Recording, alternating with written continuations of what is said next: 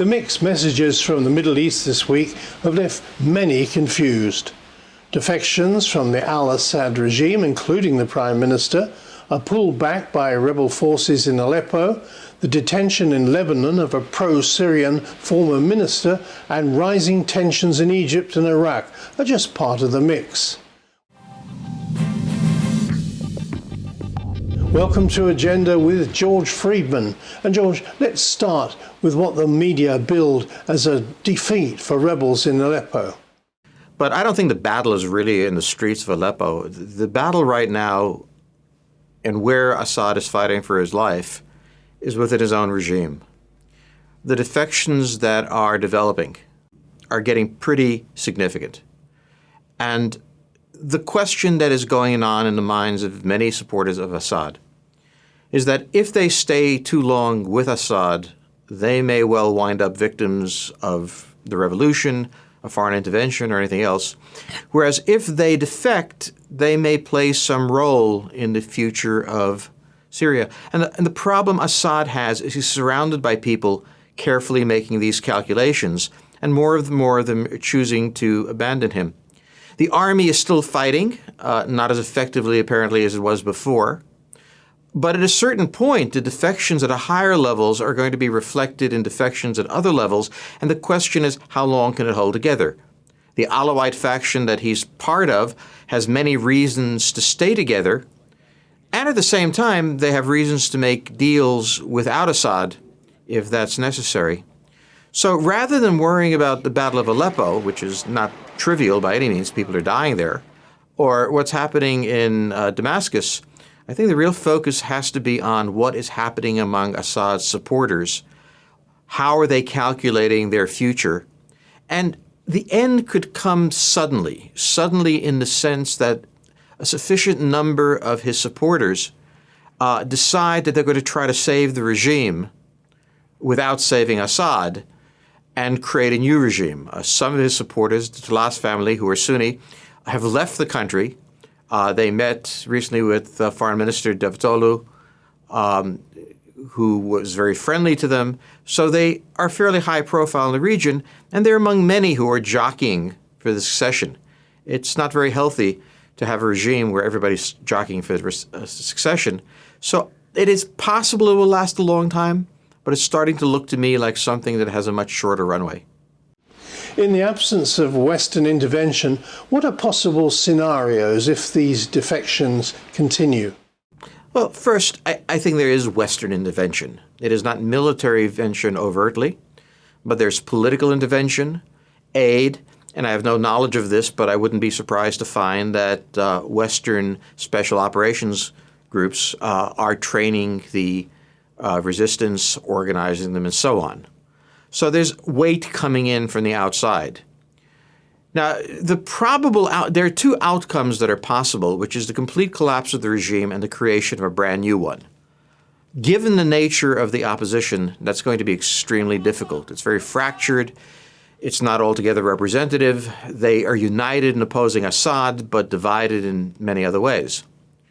The other strategy, which I think is emerging, is the idea of eliminating Assad and some of his family and closest supporters by various means that we can imagine, or anything from assassination to defection, or leaving for another country if it can find a place to go, and replacing him with a coalition of the opposition and some former members of the regime. That would have the advantage, from the West point of view, of continuity and avoid destabilization. So you would have a regime that is still capable of doing the things that the regime does without having to invent it de novo. I think the most likely scenario in my mind is something that goes along that direction. Because the neighbors of Syria, particularly the Turks and the Israelis, are really afraid of an Iraq sort of situation of high fragmentation, total chaos, and it's spilling across their borders. And they and their Western allies, I think, are going to try to manage this to some sort of landing. Unfortunately, many of the members of the Syrian regime, who themselves have been fairly serious abusers of human rights, are likely to survive within that regime under that scenario, so that will receive international opposition. It is a very difficult thing to do, but I doubt the one outcome that I'm increasingly doubting is that this regime with Assad as its head is going to survive. You mentioned Israel. They're nervous about Syria. They may try to take out Syria's chemical weapons, and they talk about acting against Iran. And then there's instability in Egypt and this week's actions in the Sinai. Well, what I would say about Israel is that its fears have outstripped its resources. It's in a region where, as you said, Egypt has destabilized. It appears that the regime is cracking down in the Sinai. It's not certain yet whether it'll succeed. Syria has destabilized. Lebanon, as a result of this, may destabilize, and they're worried about Iran 1,000 miles away and what to do about their nuclear capability. Israel is a significant power in the region, but it's still a very small power. And its ability to handle all of these things simultaneously is not obvious. So Prime Minister Netanyahu speaks about striking Iran. They also speak about engaging in Syria over the chemical weapons, engaging in Lebanon over the chemical weapons. They have to maintain an overwatch on the Sinai Desert. Boy, that's a lot of things for them to be trying to do, and it's unlikely that they're going to be able to do it. The memories of the 2006 war against Hezbollah, where the Israelis were at least stalemated, if not defeated, certainly weighs heavily. The military has trained very carefully not to have that happen again. But the problem is that chemical weapons are not along the border. They're deep inside the country, deep inside Syria. The quality of Israeli intelligence as to where it's located is uncertain. Certainly they want to do something about it, but wanting to do something about it and being able to be effective in doing something about it are two different things. I have no doubt that if they focused on that alone, they could carry out necessary operations.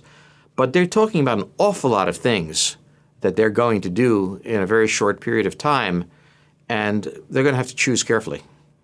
And then there's the spread of the conflict to Lebanon. The issue in my mind is not really whether Syria is going to destabilize Lebanon.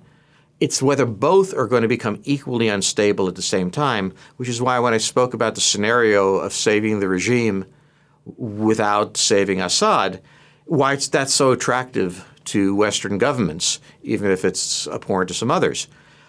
This is a strategy that is going to have the best chance of stabilizing the situation. But Lebanon can very well become chaotic again, especially as people are starting to arrest people who support Assad and so on and so forth. As you go into that scenario, the chance of conflict in Lebanon is substantial. We're nearly out of time. One final observation? Well, I mean, the Battle of Syria is really the Battle of Iran.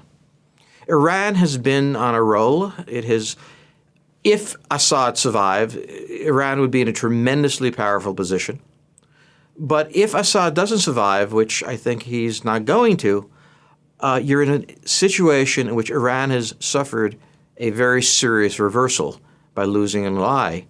That raises questions of what's going to happen in Iraq. We've already seen al-Qaeda strike in one situation. The politicians there are recalculating on just how strong Iran is. And whereas previously I have been indifferent to unrest inside of Iran, my view of the Green Revolution was that it wasn't much of a revolution, it was easily suppressed, you have to wonder, with Ahmadinejad, Ayatollah Khamenei, and its foreign policy that has now led them to defeat, I think, in Syria, as well as a Western sanction regime that apparently is having some significant effect on them, how legitimate is this government going to be? I'm not saying the regime will fall, but there are a lot of people in the regime who are enemies of Ahmadinejad and want a sort of different regime, and they may gain power. So I think the most interesting thing to watch here as the agony of Syria plays itself out is how it impacts Iran, and that impact may be more substantial than people expect. George Friedman, ending agenda for this week. Thanks for being with us at Stratfor. Bye for now.